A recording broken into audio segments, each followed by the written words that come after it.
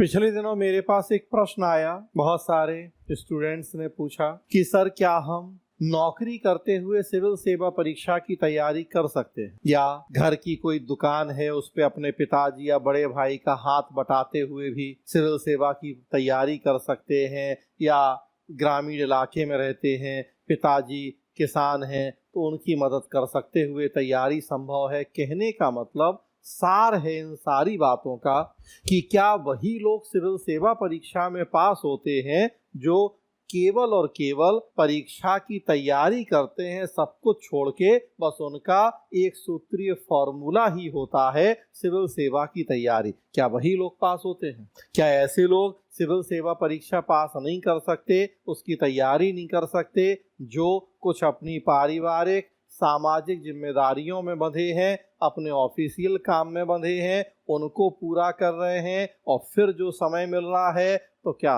वो तैयारी करके पास नहीं हो सकते? तो मेरा जवाब है कि बिल्कुल, नौकरी करते हुए, कोई दूसरा काम करते हुए भी आप सिविल सेवा परीक्षा की न केवल तैयारी कर सकते हैं बल्कि अच्छी रैंक के साथ परीक्षा पास भी कर सकते हैं। हमेशा हर जगह केवल समय, ज्यादा समय का ही महत्व नहीं होता। नो डाउट सिलेबस जितना बड़ा है यूपीएससी का, किसी भी और एग्जाम का, तो वो सिलेबस तो आपको कवर करना ही होगा परीक्षा में पास करने के लिए। लेकिन एक आदमी जो रोज 12 घंटे पढ़ रहा है और दूसरा आदमी केवल 4 घंटे ही पढ़ पा रहा है, इसलिए कि उसे कुछ अन्य जिम्मेदारियों का भी निर्वहन करना है, तो ऐसा नहीं है कि 4 घंटे पढ़ने वाला कभी पास ही नहीं होगा, वो कोई सपना नहीं देख पाएगा, वो उस सपने को पूरा नहीं कर पाएगा। हो सकता है कि जो केवल तैयारी कर रहा वो 2 साल में तैयार हो जाएगा, जो कोई दूसरी जिम्मेदारी निभा रहा है उसको 2 की जगह 3 साल लगेगा, इतना ही फर्क पड़ेगा। तो क्या हुआ? और ऐसा भी नहीं कि उसको 3 साल लगेगा, हो सकता है वो 2 साल में भी कर ले थोड़ा कम पढ़ के। तो ये उसकी जो व्यक्तिगत क्षमताएं हैं उसके ऊपर भी डिपेंड करे। प्लस अगर पहले से कोई नौकरी कर रहा है तो उसमें वो एक एप्टीट्यूड है नौकरी वाला, तो हो सकता है कि जो केवल तैयारी कर रहा उससे ज्यादा बेहतर वो रिजल्ट दे दे, क्योंकि ऑलरेडी एक परीक्षा वो पास कर चुका है। अगर नौकरी कर रहा, मान लीजिए आपने एसएससी के थ्रू कोई नौकरी ली है और अब आप सिविल सेवा की तैयारी कर रहे हैं, तो ऑलरेडी एक परीक्षा आपने पास की है, प्री मेंस इंटरव्यू जो भी एग्जाम हुए, एग्जाम तो दिया आपने, हजारों लाखों लोग बैठे होंगे, उसको पास किया आपने, तो ऑलरेडी एक एप्टीट्यूड है आपके पास नौकरी वाला। तो हो सकता है कि 12 घंटे पढ़ने वाले की तुलना में 4 घंटा पढ़ के भी ज्यादा अच्छा कर लें आप, क्योंकि आपको परीक्षा का नेचर, परीक्षा के प्रश्न, जो नौकरी लगनी उसका एप्टीट्यूड, ये सारी चीजें आप में पहले से मौजूद हैं। आपको किताबी ज्ञान हो सकता थोड़ा सा कम रहेगा, लेकिन व्यावहारिक ज्ञान पर्याप्त है आपके पास सरकारी कार्य प्रणाली का, सरकार के विभिन्न विभागों का। मैंने तो अपने इस लंबे अनुभव में इस बात को फील किया है। स्पेशली पब्लिक एडमिनिस्ट्रेशन में तो मैंने हमेशा देखा कि एक ऐसा स्टूडेंट जो केवल तैयारी कर रहा है और एक जो कहीं नौकरी कर रहा है, तो हमेशा नौकरी वालों ने पब्लिक एड जैसे विषय में ज्यादा अच्छा परफॉर्म किया बजाय केवल और केवल पढ़ाई करने वालों।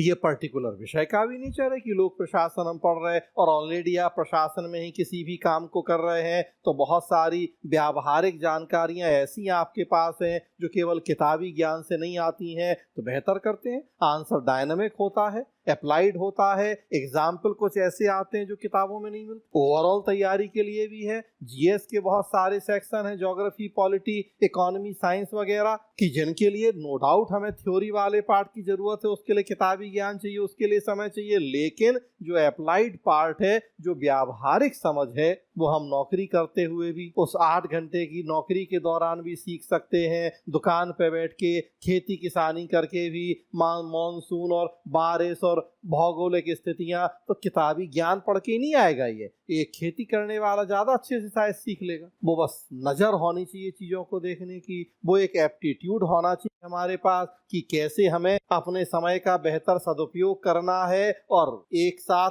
2 काम कर लें, 4 काम कर लें, एक पंथ कई काज, कि हम दुकान पे अभी बैठ रहे हैं लेकिन हमारे दिमाग में वो अर्थव्यवस्था की थ्योरीज भी चल रही हैं कि कैसे डिमांड एंड सप्लाई का सिद्धांत काम करता है, या हम किसानी भी कर रहे हैं और मानसून का क्या प्रभाव पड़ रहा है और क्यों ये मानसून आगे पीछे हो रहा है, तो जलवायु परिवर्तन और बहुत सारी बातें तो व्यावहारिक ज्ञान से भी तो सीखी जा सकती है। तो इसलिए बिल्कुल जो लोग किसी और जिम्मेदारी में बंधे हैं, समय थोड़ा कम है, पर डे वो 4-5 घंटे ही निकाल पाते हैं तैयारी के लिए, उन्हें भी निराश या हताश होने की जरूरत नहीं है।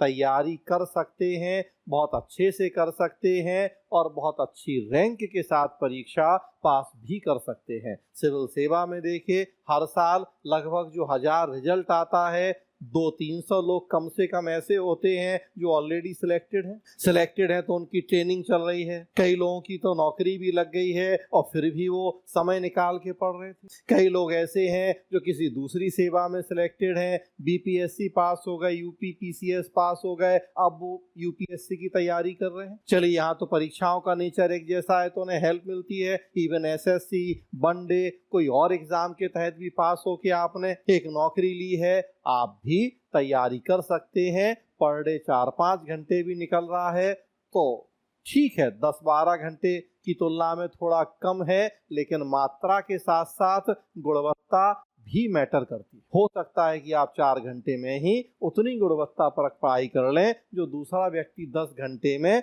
मात्रात्मक तो करे लेकिन शायद उतनी गुणवत्ता परक पढ़ाई ना कर पाए। तो निश्चिंत रहें, अगर सपना देख रहे हैं तो लग जाएं। समय मैटर करता है, लेकिन ऐसा भी नहीं कि वो आपके पास और फेल होने में निर्णायक हो जाएगा। गुणवत्ता परक पढ़ाई करेंगे, समय का सदुपयोग करेंगे तो कम समय में भी बेहतर रिजल्ट दे पाएंगे।